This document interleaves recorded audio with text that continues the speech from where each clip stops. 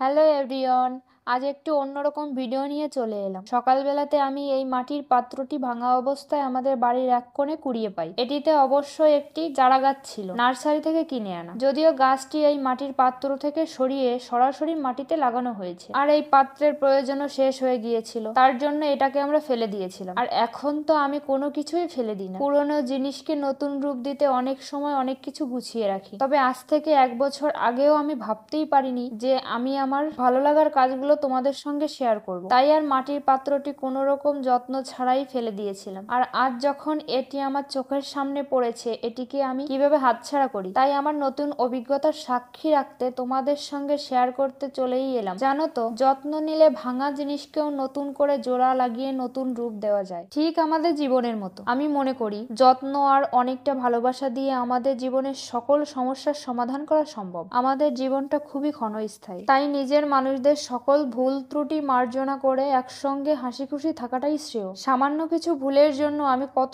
সুন্দর সুন্দর সম্পর্ক শেষ হয়ে যেতে দেখেছি। আচ্ছা, আমরা কেন নিজেদের দোষ স্বীকার করতে পারি না নিজেদের লোকের কাছে? কিসের এত সংশয়? চলো তো সব ভুলকে আজ আমরা ফুল বানিয়ে ফেলি। ভাঙা জিনিস যেমন জোড়া লাগানো সম্ভব, তেমনি ভাঙা সম্পর্কও জোড়া লাগাতে তেমন কিছু প্রয়োজন হয় না। যাই হোক, বেশি জ্ঞানের কথা বলে ফেললাম। এই ভাঙা জিনিসটি জুড়তে গিয়ে আপনা আপনি কথাগুলো আমার মাথায় ঘুরপাক খাচ্ছিল, তাই কোনো কিছু ভাবনা চিন্তা না করেই আমার মনের কথাগুলো তোমাদের সঙ্গে শেয়ার করলাম। কিছু ভুল বলে থাকলে ক্ষমা করে দেবে। যাই হোক, আমি এখানে ভাঙা মাটির পাত্রটি জুড়তে ফেভিকুইক ব্যবহার করেছি। ফেভিকুইক দেওয়াতে মাটির পাত্রটি সুন্দরভাবে জুড়ে গিয়েছে। যতই ভালোভাবে জুড়ে যাক না কেন, কিছু কিছু জায়গায় ভাঙা অংশ আমি জুড়তে পারিনি, তাই ক্লের সাহায্যে ফাটা অংশের দাগটি ঢেকে দিয়েছি। আর এই ক্লে দিয়েই একটি ফুল ও কিছু পাতা বানিয়ে নিয়েছি এবং সেটিকে আঠা দিয়ে লাগিয়ে দিয়েছি জোড়া লাগানো অংশের পাশে। তারপর পুরো মাটির পাত্রটিকে সাদা কালার করে দিয়ে আমার পছন্দ মতো কালার দিয়ে মাটির পাত্রটি সাজিয়ে নিয়েছি। তারপর নিচটা অনেকটা ফাঁকা ফাঁকা লাগছিল, তার জন্য কিছু কলকা করে নিয়েছি। এই দেখো আমার ফেলে দেওয়া ভাঙা মাটির পাত্রের ফাইনাল লুক। কেমন লাগলো অবশ্যই আমাকে কমেন্ট করে জানিয়ে যাবে। আর এমন সুন্দর সুন্দর ইউনিক ভিডিও পেতে আমার সঙ্গে যুক্ত হয়ে যাবে। বাই।